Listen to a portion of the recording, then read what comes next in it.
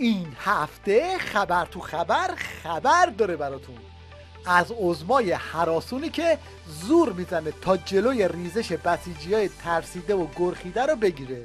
از تهدید دشمن نباید ترسید، از عربده کشی دشمن نباید ترسید، از فشار دشمن نباید ترسید، اینها نباید ترسید. پس از دشمن نباید ترسید و نباید در مقابل دشمن منفعل شد. این که عظما هی میگه نترسید دلیل داره.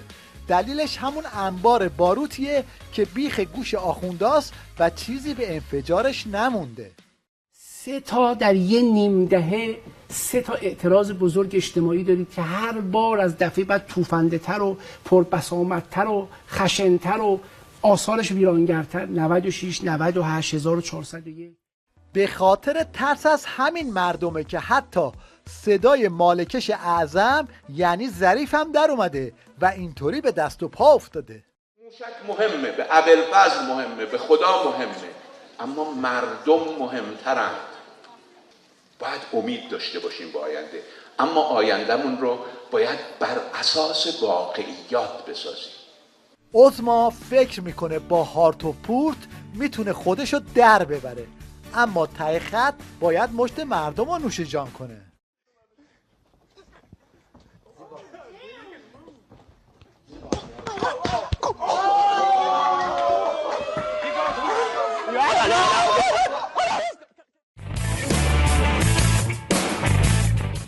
از اون طرف آخوندا به هول و بلا افتادن تا با این روزه ها عبای پخش و پلای عظما رو جمع کنن.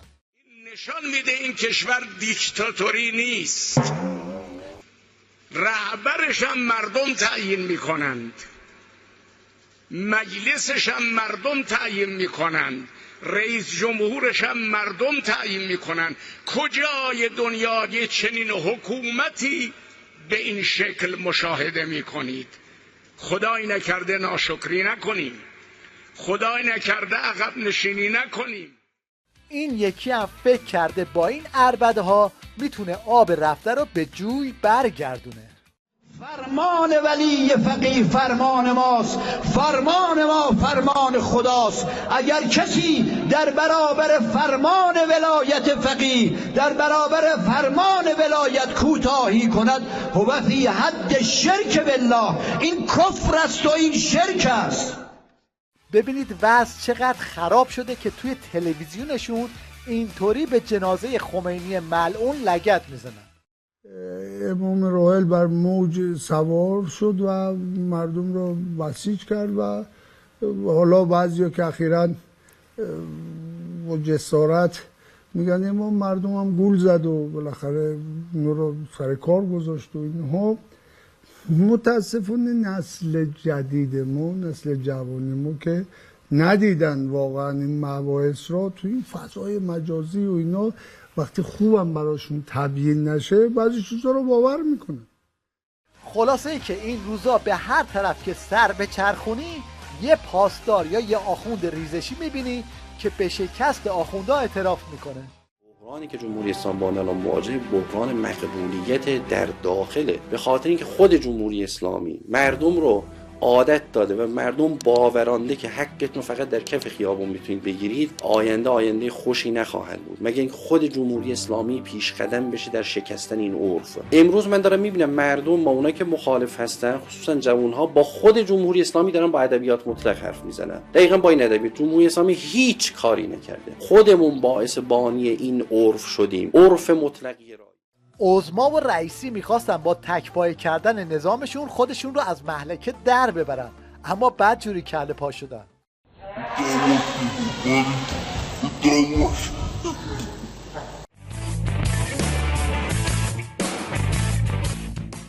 مشنگستان این هفته رو با جدیدترین سوتی آخوند رئیسی شروع میکنیم که مبادلات و معاملات رو قاطی میکنه، از توش معادلات رو در میاره. و امروز دولت ها هم بدانند اون چه رهبری فرمودند، راه از بین رفتن رژیم صهیونیستی و بازدارندگی رژیم صهیونیستی از جنایت قطع همه روابط اقتصادی و معادلات با رژیم صهیونیستی است. یکی نیست به این 6 کلاسه دروغگو بگه جای این فک زدن ها بیاد جواب اینو بده. گرمای رئیسی عجب رئیس جمهوری بیدی، پیازن به قیمت مرغ رسوندی، مرغن به قیمت گوش رسوندی، گوشتن به قیمت گوشی رسوندی، گوشین به قیمت ماشین رسوندی، ماشین به قیمت خونه رسوندی، خونه هم به قیمت کارخونه رسوندی. بس دیگه بسه. خودشون میلیون و میلیارد بالا میکشن، بعد به مردم که میرسه حتی یارانه ملت رو هم بالا میکشن. یاران بگیران عزیز، یارانه یه ماهتون رو خیلی قشنگ خوردن. چطوری؟ ببینید در ابتدا 30 هر ماه یارانه ماه رو واریز میکردن. یک بار به جای 30 گفتن نداریم 10 واریز میکنیم یارانه ماه رو. یه بار دیگه گفتن نداریم 20 واریز میکنیم یارانه این ماه رو.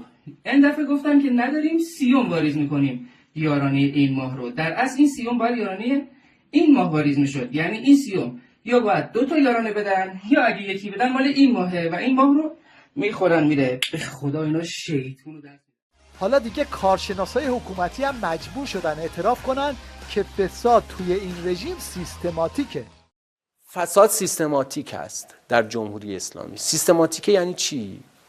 یعنی من هاتف صالحی اگر بخوام یه فسادی رو انجام بدم، یه پول هنگفتی رو بالا بکشم، به تنهایی نمیتوانم این کار رو انجام بدم. یک امضای من منجر به اینقدر خوردن پولهای نجومی نمی شود. من نیازمند کمکم، باید یه عده افراد باشن، هم قانونگذار باشن هم مجری باشن، یه سازمان و سیستمی باید درست بشود. یعنی نیازمند یک فرایندی است، یه درود به خدا بر شما. موقع میگیم فساد سیستماتیک است یعنی فساد شبکه‌ای است. شما همین چای دبش رو نگاه کنید ببینید چند تا وزارتخونه و سازمان درگیرن. این مشنگم مثلا کاندیدای مجلس خبرگانه، اما اینقدر گیجه که توی تبلیغات انتخاباتیش به جای موضوعات مربوط به خبرگان داره درباره کارهای شهرداری حرف میزنه. خدمت شما عرض شود یکی از نکاتی که چون این منطقه خدمت شما عرض شود توریستیه و ایام تعطیل میدونید که هجوم میان اینجا و استفاده حق هم دارن، میان از دریا و از منطقه و از صفای مردم گیلان میان استفاده میکنن و خیلی هم خوش میان و خوش آمدن و خوش خواهند آمد، اهلا و سهلا به قول معروف. ولی خب اینجا برای این در این منطقه نیازمند نانوایی هست، یعنی در مضیقه وقتی که میان مسافرین مضیقه از نظر نان در مضیقه هستن. از قدیم گفتن حرف راست رو از بچه بشنو. توصیف این جماعت بی سواد رو هم از زبون این کوچولو بشنوید. جعفر میره برای انتخابات ثبت نام کنه، بهش میگن سواد داری؟ میگه آخه گند زدن به مملکتم سواد میخواد. حالا که صحبت از بچه ها شد، ببینید این دختر کوچولو چطوری معاون سینمای ارشاد آخونده رو سوسک میکنه. یا مقلب القلوب والابصار، یا مدبر اللیل والانهار، یا مدبر اللیل والنهار، یا محول الحول والاحوال، یا محول حول والاحوال، حول حالنا الى احسن الحال، حول حالنا الى احسن حال. سال جدید سینمای ایران و به همه شما عزیزان. این مداح لومپن خامنه‌ای که کارش پاچه‌خواری برای عظماست، مدتی پیش از این روزه ها خونده بود. کنسرت نکنید، مداح ها رو خواننده نکنید. حالا 100 سال بعد اگه موقع رفتیم مثلا یه جایی در شب مبعث مثلا کنسرت بود، همه متدینین نشسته بودن، مثلا یه کنسرتی برقرار شد، تعجب نکنید. آینده بسیار بسیار خطرناکی برای هیئت‌های مذهبی متصوره. حالا این شما و این گربه رقصوندن همین مداح در آستانه نمایش انتخابات.